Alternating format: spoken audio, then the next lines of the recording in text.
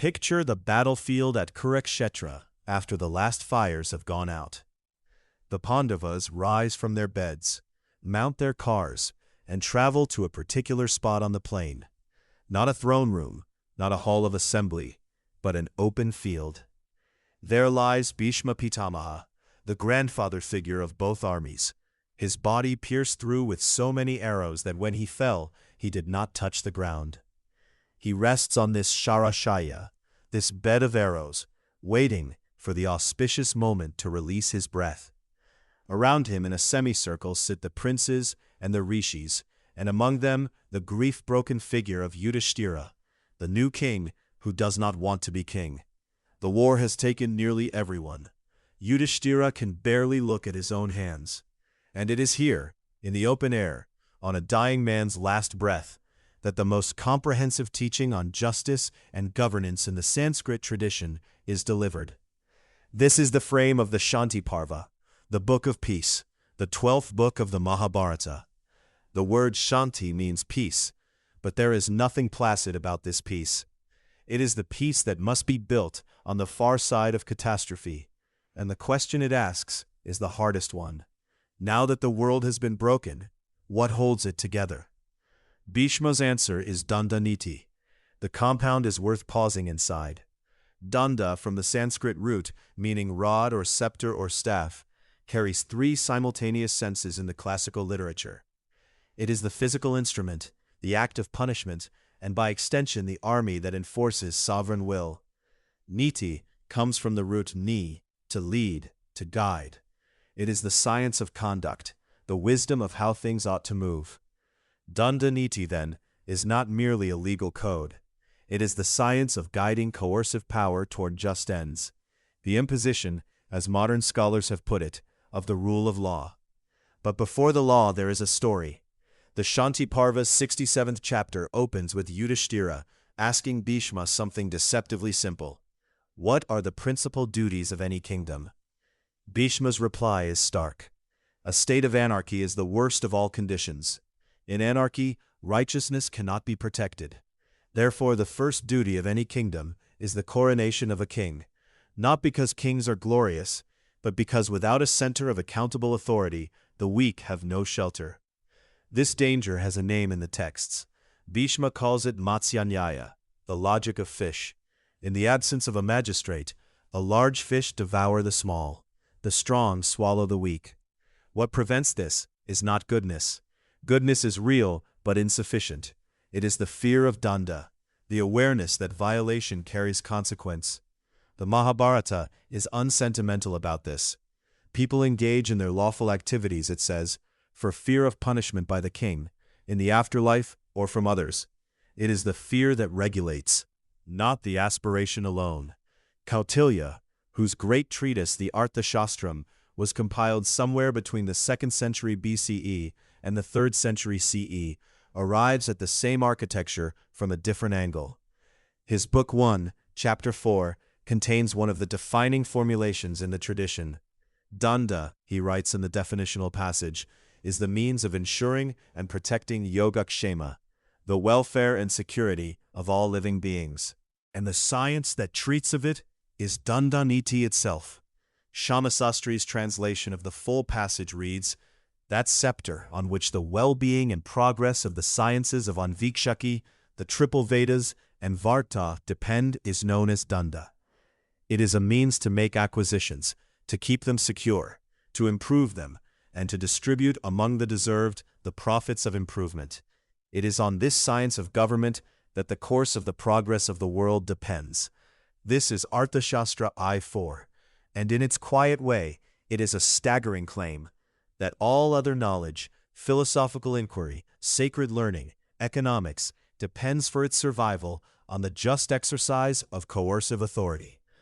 But Kautilya immediately troubles his own claim.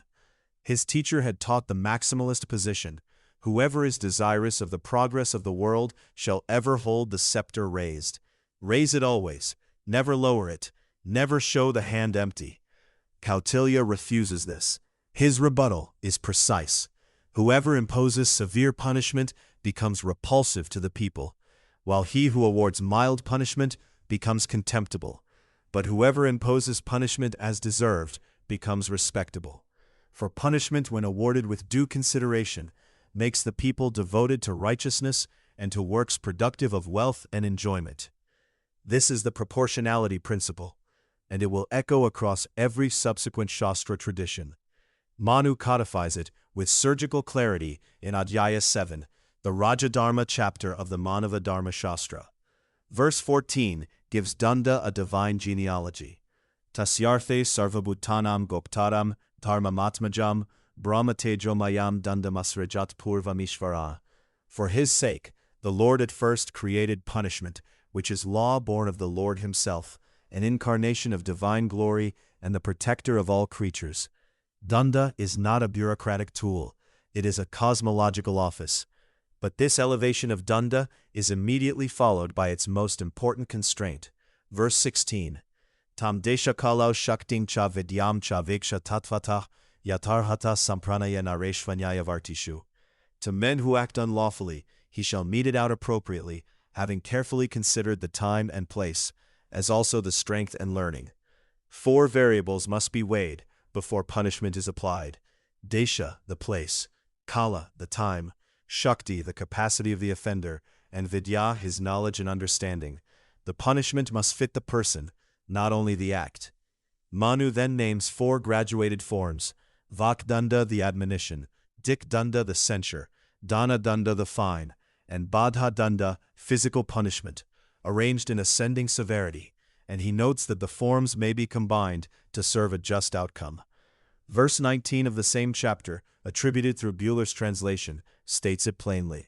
If punishment is properly inflicted after due consideration, it makes all people happy.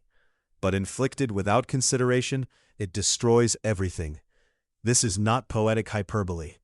The Mahabharata itself warns that a cruel king who does not protect his people and who robs them in the name of levying taxes is evil incarnate and should be killed by his subjects as though he were a mad dog. Danda turned to tyranny destroys its own legitimacy. The rod raised without discernment is no longer divine. It is merely violence wearing the costume of order. Manu gives this tension a face in verse 25. Yatra shyamo lohitaksho dandascharati papaha, prajastatra na muhyanti neta chait sadhu pashyati.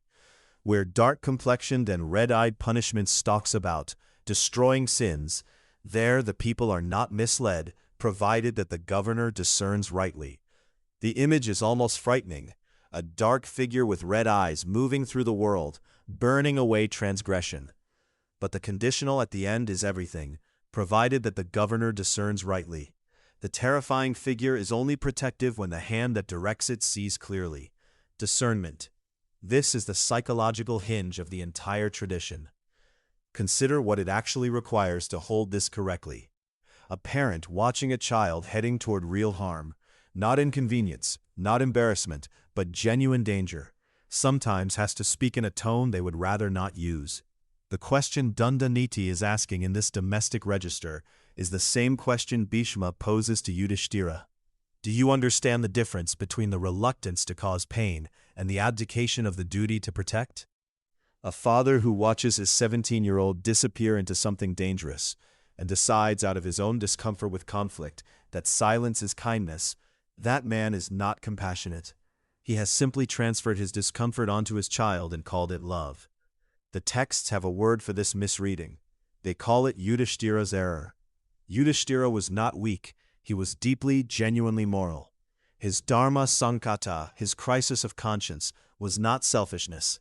But Bhishma names the confusion precisely. The king has confused personal emotional aversion to violence with ethical abstention from the duty of danda. These are not the same thing. One is integrity. The other is, in the end, a kind of self-protection dressed as virtue.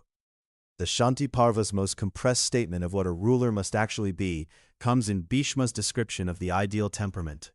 In matters related to punishment and taxation, the king should be both gentle and fierce, like the spring sun. The spring sun is neither the killing heat of summer nor the cold absence of winter. It warms without burning. It asks something of every living thing without destroying any of them. And it does not vary based on how tired it is that morning. The tradition also refuses to end the conversation with punishment.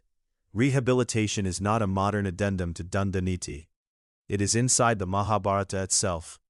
The text recommends that the king reform or correct criminals by punishment.